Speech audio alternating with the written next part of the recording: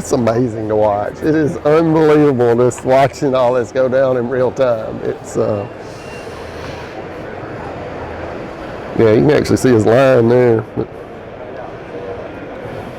What do you think is going to be the biggest thing that changes in fishing, in tournament fishing?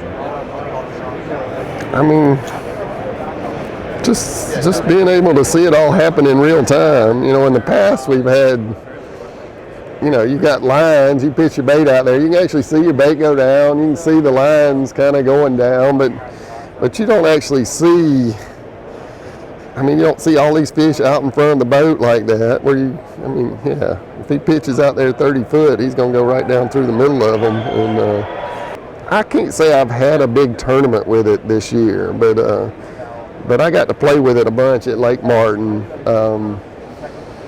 We've got those spotty bass that are chasing blueback herring. They're up in the water column. We've got lots and lots and lots of them. And you know, I like to go out there with my family. I like to take my son out there and go chase these guys. But that first day we took it out, let me set it up better.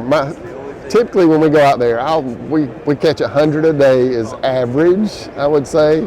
And when my son goes with me, he's, you know, he just turned 10, but in the past he's been 8, 9, whatever. He might catch 5 fish in a day.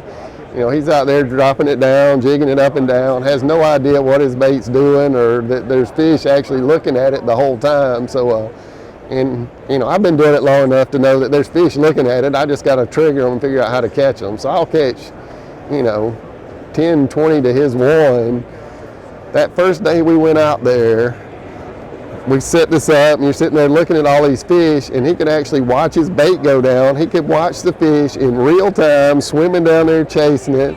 So if he dropped his bait below the fish, he knew to bring it back up above them and then drop it back in their face. So we were actually, you know, it's the first time I've gotten to use it, so I want to see it too. We were actually throwing elbows trying to use this thing.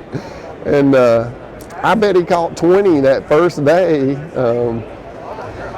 I mean, it was amazing, especially for somebody at his level. It was, you know, he learned so much from watching the behavior of the fish. And anyway, it was so much fun. It was a big proud papa moment for me to see him actually get into fishing, because he's always on the iPad playing video games, and this is more, you know, more his speed kind of deal. So that was pretty cool. And then the other thing that really, really impressed me was, you know, we got certain trees out there we go catch crappie out of. And, you know, you get over the tree and you just see lines. And